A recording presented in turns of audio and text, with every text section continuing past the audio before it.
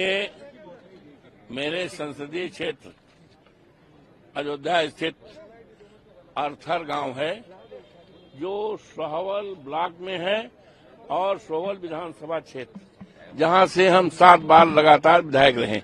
वहां पर एक बहुत दर्दनाक घटना हुई है।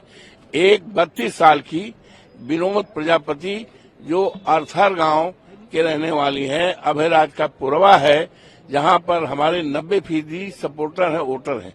वो बीएड पढ़ी थी और काफी पढ़ी लिखी है, नौकरी की तलाश में बनारस गई हुई थी। 13 तारीख को घर से निकली, वो इंटरव्यू देकर आ रही थी। लखनऊ बस पर आलमबाग से एक टैक्सी किया और टैक्सी के बाद उसको टैक्सी वाला लेकर कहीं चला गया। उसका भाई फोन करता रहा, लेकिन कहीं पर कोई पता नहीं। उसके बाद 18 तारीख को उसकी लाश एक जंगल में, बाग में, मलिहाबाद के बाग में मिली है।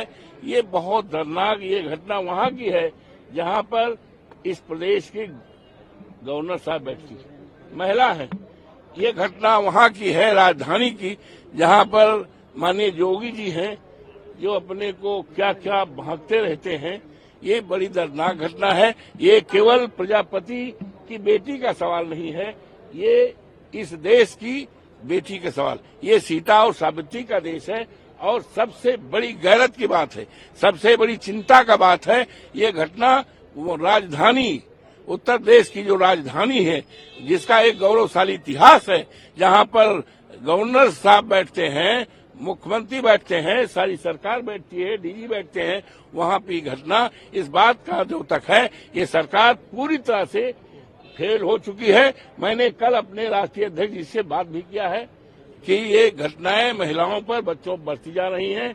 मानवर, ये पार्लियामेंट चल रहा है, इसमें इस मामले को गर्मजोशी से उठाया जाए और धरना देकर के हमने कल ही बात किया। हमारे राष्ट्रीय अध्यक्ष जी, इन्होंने सहमति भी व्यक्त की है और अपने सभी सांसदों से बात करके इस मामले को, ये मामला किसी एक पार्टी का सवाल नहीं है, केवल समाजवादी पार्टी का ही नहीं है, ये देश की तमाम हमारी बेटियों का सवाल है।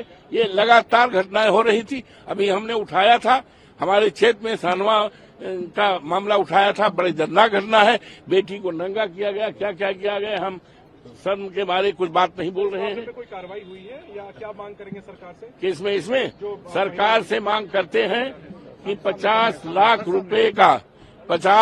रुपए का हर्जाना उत्तर प्रदेश की सरकार दे, क्योंकि सरकार के नाक के सामने ये दर्दनाक घटना हुई है।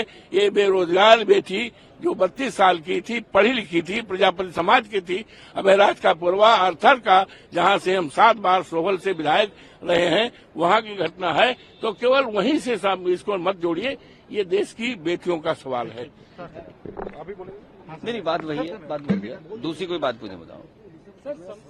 संभल में गाजी को लुटेरा और क्रूर हत्यारा बताया प्रशासन ने, वही वर्ग कह रहे हैं कि वो सूफी संत थे। इतिहास के पन्नों में न जाए तो अच्छा है।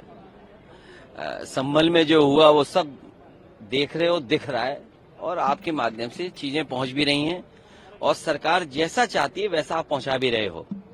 उसी के बगल में जिला है बरेली, वहां डीएसपी का घर जला दिया गया, डीएसपी की सरकारी गाड़ी जला दी गई। कोई पकड़ा गया हो तो बता दो, किसी पे कार्रवाई हुई हो तो बता दो। उसी के बगल में जिला है शाहजहांपुर, कार्यक्रम के दौरान भगदड़ हुई, पत्थरबाजी हुई और पूरी पुलिस पीटी गई, दौड़ा दौड़ा करके पीटी गई। कोई पकड़ा गया? कैमरे में, सीसीटीवी में कोई जानकारी आई? बगल के जिले में चले जाएं, लखीमपुर में कई घटनाएं हुई हैं। सीतापुर में आपका ही पत्रकार, आपका ही साथी पत्रकार, सबसे प्रतिष्ठित अखबार, और वो ऐसा अखबार जो भारतीय जनता पार्टी का सबसे खासम खास मालिक हैं, वो मालिक अपने पत्रकार की जान नहीं बचा पा रहे हैं, अपने पत्रकार का न्याय नहीं दिला पा रहे हैं। और फिर लखनऊ जैसी जगह पर ये घटना हो जाना, और ये पहली घटना नहीं है। जब से भारतीय जनता पार्टी की सरकार उत्तर प्रदेश में बनी है, महिलाओं के साथ, बेटियों के साथ बड़े पैमाने पर दुष्कर्म, बलात्कार घटनाएं घट रही हैं। 3 साल की बच्ची है, 6 साल की बच्ची है, 14 साल की बच्ची है, और प्रयागराज में भी से लेकर के पूरे उत्तर प्रदेश में, और आंकड़े बताते हैं सबसे ज्यादा सुरक्षित महिलाएं बेटियां कहीं हैं तो भारतीय जनता पार्टी की सरकार में है। सर, औरंगजेब वाला जो मुद्दा है उस पर आरएसएस की तरफ से कहा गया कि ये मुद्दा नहीं उठना चाहिए था। काफी अच्छी बात है, क्योंकि उठा करके अब वही लोग उठाते हैं, आग भी वही लोगों ने लगाई, और अब वो कहते हैं कि मुद्दा नहीं उठाना चाहिए। अखिलेश जी, पिछले कुछ समय में देखा गया है कि कुछ ऐसे मुद्दे उठाए गए हैं जिससे कि कम्युनिटीज के बीच में तनाव बढ़ा है। क्या रणनीति आप इसको? वो ये मुद्दे इसलिए उठाए जा रहे हैं कि अगर आप भी अगर कुछ सच दिखा दें और अगर नौकरी चली जाए तो नौकरी नहीं मिलेगी। कई चीजों पे पर्दा डालने के लिए जो घटनाएं हो रही हैं, जिस तरह का कारोबार हो रहा, आप बताइए इन्वेस्टमेंट की बहस कौन सुनेगा? इन्वेस्टमेंट सब चैनलों में हो जा रहा है। हम उत्तर प्रदेश की जनता इंतजार कर रही है कि कोई उद्योगपति आए, यहाँ पर इन्वेस्ट करे, उद्योग कारखाने चले, लेकिन बड़े बड़े पैमाने पर इन्वेस्टमेंट चैनलों में हो रहा है। चैनलों के लोगों को टूर कराया जा रहा है, वो इसलिए कि ऐसी खबरें चलें जो उनके पक्ष की हों। तो आप लोग पर्दा डालने का काम मत करो। डीएसपी का घर जला दिया गया, उसकी गाड़ी फूंक दी गई, पूरी पुलिस पिटी है, करप्शन बड़े पैमाने पर है, बड़े अधिकारी छोटे अधिकारी के साथ छिड़कानी कर रहे हैं। और सोचिए, अगर प्राइम मिनिस्टर की कॉन्स्टिट्यूंसी में ये बातें हो रही हो, एक जेलर ने अपने जूनियर महिला के साथ क्या किया, मारते मारते की जान ले ली वहां पे दलित बेटे के साथ वाराणसी में। तो ये बीएचयू की बेटी को न्याय नहीं मिल पा रहा, और जितने थे वो सब कौन थे? वैसे हालांकि आप सब जानते हैं, सोशल मीडिया पे रहते हैं, योगी जी के साथ कोई तस्वीर नहीं खिंचा सकता। आप अगर पर्सनल तस्वीर खिंचाना चाहें नहीं खिंचा सकते, लेकिन बीएचयू के जिन लोगों ने बेटी के साथ अन्याय किया, घटना की, उन सबकी फोटो दी योगी जी के साथ। तो ये सवाल भी उठाओ जिससे जनता में संदेश अच्छा जाए और आधे आबादी को न्याय मिले।